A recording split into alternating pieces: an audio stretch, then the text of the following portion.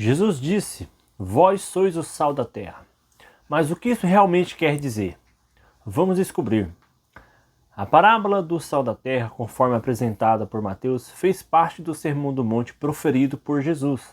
No entanto, é bastante provável que Jesus tenha repetido esse ensinamento em diversas oportunidades, diante de diferentes audiências. Isso explica por que Marcos e Lucas também a registraram, embora a tenham situado em contextos distintos. No caso de Marcos, o ensino aparece após os discípulos questionarem quem seria o maior entre eles e termina com a recomendação: tende sal em vós mesmos e paz uns com os outros. Já Lucas apresenta essa parábola depois das lições sobre a construção de uma torre e sobre o rei que avalia se pode ir à guerra. Naquele tempo, o sal tinha praticamente os mesmos usos que hoje: dar sabor aos alimentos e conservá-los.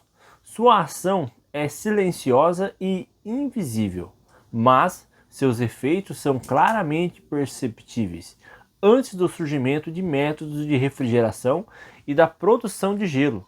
Era o sal que permitia manter os alimentos em bom estado, como os peixes pescados. Dessa forma, Jesus estava ensinando que seus seguidores deveriam atuar como agentes de influência no mundo, oferecendo sabor à vida e, ao mesmo tempo, retardando a degradação ética e moral da sociedade. Sem a presença da igreja, o mundo certamente estaria ainda mais corrompido. A igreja freia esse processo de decadência e preserva valores e fundamentos indispensáveis. Afinal, essa era uma das principais propriedades do sal: transformar por completo o ambiente em que é inserido. Uma dúvida comum é como o sal pode perder seu sabor, já que o cloreto de sódio é um composto químico estável. A explicação está no tipo de sal utilizado na região. O sal refinado que usamos atualmente não se torna insosso com o tempo, mas o sal bruto do Mar Morto podia sim perder seu sabor. Isso ocorria devido à presença de outros minerais e substâncias que contaminavam o sal e acabavam absorvendo sua salinidade. Quando isso acontecia, o sal se tornava inútil, mantendo apenas a aparência de sal, mas sem a eficácia. É fundamental compreendermos que, para que o sal consiga impedir a decomposição, ele mesmo não pode estar deteriorado. Se ele for misturado a outros elementos, como o cal, por exemplo, perde a capacidade de conservação. Em outras palavras, ele precisa manter suas propriedades puras e inalteradas. Quando sua integridade é comprometida, ele já não é mais eficaz contra a corrupção. Também é digno de nota que apenas Mateus, o único dos evangelistas sinóticos que registrou que Jesus declarou aos seus discípulos: "Vós sois o sal da terra." Já Marcos e Lucas começam o ensinamento de forma mais geral, dizendo apenas que o sal é bom. Dessa forma, compreende-se que o valor do sal estava diretamente relacionado à sua capacidade de temperar. Assim, o discípulo de Jesus que perde as propriedades que o comparam ao sal, também perde o seu propósito e eficácia na missão a ele confiada. A expressão ser lançado fora e ser pisado pelos homens indica que, caso os seguidores de Cristo não cumpram o seu papel no mundo, acabarão sendo desprezados, sem relevância diante das pessoas, incapazes de exercer qualquer influência positiva ao seu redor.